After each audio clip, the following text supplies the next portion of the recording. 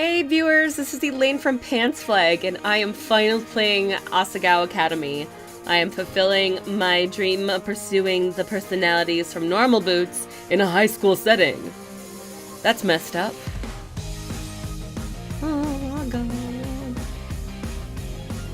So I wanted to play through the intro just because I do.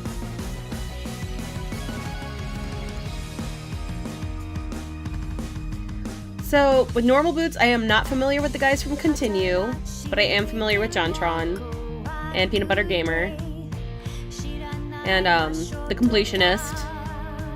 See, that must be... Oh, Pro Jared. And I have not seen Satchbag, so I'll have to check out those later.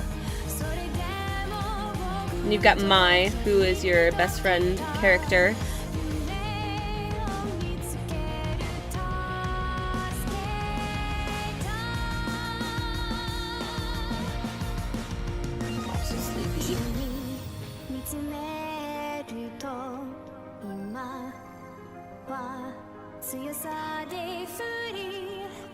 It's okay, man. See, and I see Hidden Block guys, and I'm really excited. Why are they there? I see Kid Icarus, and I see Youngtown.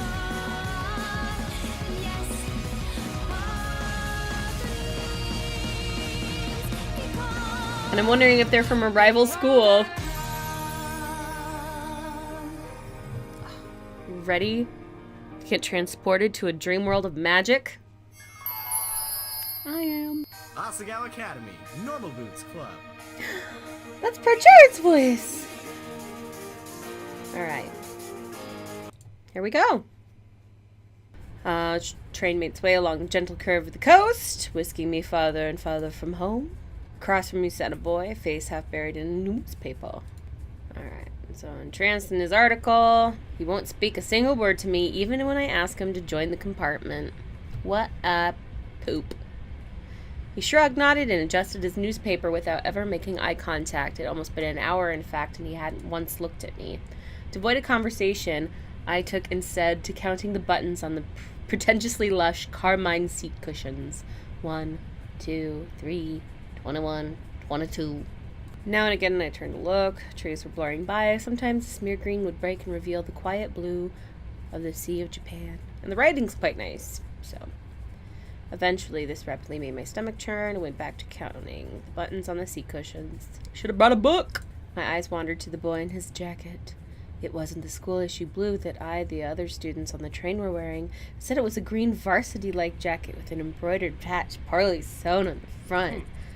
Ah! So you're the first year then. Oh, he's so sparkles. His shirt's all unbuttoned and his tie's all like, don't give a care. Did he just catch me staring? Heavy-lidded eyes. Ain't that heavy? His hair was immaculately groomed, his teeth straight and blindingly bright. But his mouth closed. There was something about him, the way the light hit him, it made him look like he was almost sparkling. Throw some glitter on him and call him Edward. Me? He glanced around the compartment empty beside us and laughed. Oh no, I'm not a first year, I'm a third year. The train began to slow, metal wheels groaning against the metal tracks. Sudden shift threatened to rob me of whatever was left in my stomach. What kind of impression would I leave puking on a student before I even arrived at the academy? You don't want to be the pukey kid. Boy frowned. I picked the hem of my cotton skirt. That's not possible. I've never seen you before. It took me a moment of mouth fishing to find a response. I know some other mouth fishing that will go on later.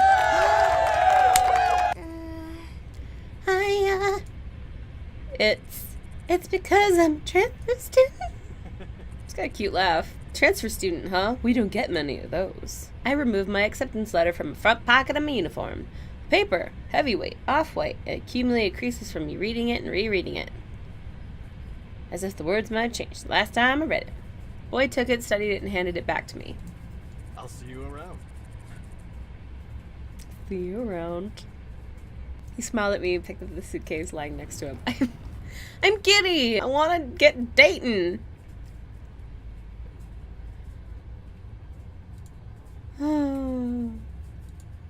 That's why I got dressed up, because I'm going on a date. Oh. But it's cool. My husband's okay with it. I never got his name.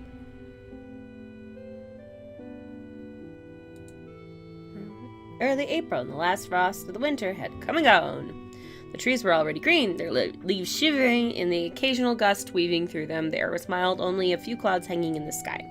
I walked along the road with a swarm of blue-jacketed bodies, looking at little groups breaking off from the crowd. Everyone was buzzing so animatedly around me. I held my suitcase tight in my sweaty hands. It was leather bound, worth more than anything it contained. First, I'm thankful. Aww. My school-issued black Oxfords click-click-clacked on the pavement. I walked this walk over and over in my mind. So many nights I lay awake imagining what it would be like to walk from the train station to Asagao Academy this first time. My new start.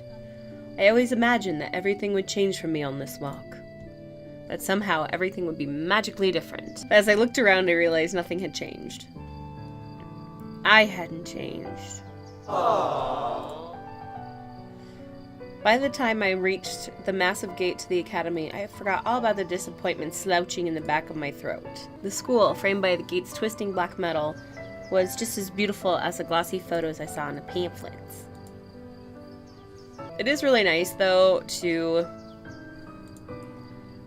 When I've played some dating sims before, and they've been translated from Japanese, they kind of get lost in translation a lot. So it's really kind of nice to have that really clear narration for me. I'm feeling a little spoiled. I followed along, sheep in the herd. My stomach tied itself into knots. The crowd split off in different directions. For a moment, I panicked.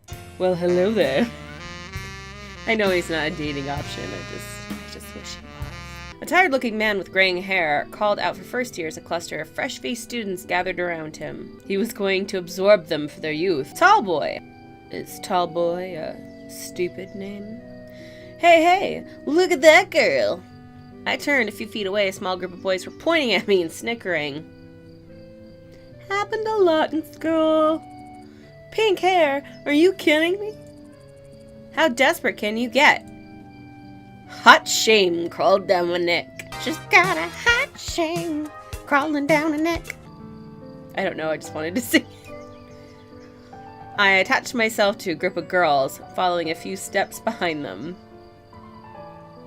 With my hot shame. In the distance, cicadas hummed in time with my shoes crunching against the gravel. My hair. It wasn't my fault that my hair looked like this. Luckily, I found myself at the girls' dormitory, a large sign in the lawn reading Primrose House. The building dwarfed me in size and sheer intimidation. How many students did Asagao have? Oh, poop. That's me. Hey! What up? Looked away, then looked back. Then I looked back. Then I looked back again. She was staring at me. She walked over. Oh, you must be my roommate! Cute little voice. I eyed her warily. She was smiling and balancing in a way that suggested her views on life were akin to a perpetual bouncy castle, with tiny children treading on them all the time. What? Me? Bingo. Yeah. I thought back to the paper I received a month prior, with a list of all the supplies I needed for the year and my dorm arrangements.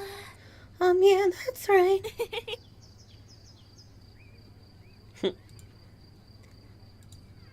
Aww.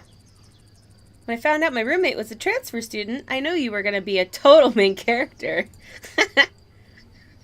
Oh, I'm sorry. A what? Mm-hmm. When I saw you outside the gate, I knew it was you. I mean, look at that hair. I felt a lump forming in my throat. What was she talking about? She had to be making fun of me. I hadn't spent more than 5 minutes on campus, so I was already being mocked. My hands began to tremble. Is there something wrong with my hair? Her face slackened from its amused smile and more worried expression. Aww. Oh, no. It's great. I'm sorry. We're okay. getting off off on the wrong foot, aren't we? Oh gosh. I'm Mai Sasaki. You must be Hana.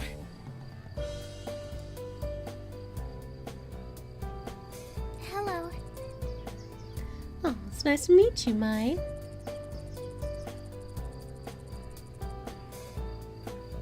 You read my mail? Yeah, well. Mai started walking toward the dorm's front doors. I followed behind like a lost puppy. Did you check at the front desk already? No, I didn't. I didn't know what I was supposed to. They'll offer to have a staff member give you a tour of the campus, but I can show you around. We don't get many transfer students in year 3, you know. Is that your only bag? Just one? I'm glad I brought an extra bag of stuff to decorate your room with. I started already. I hope you don't mind. I do mind, May. But I did wait to string the lights. I thought we could do it together, you know?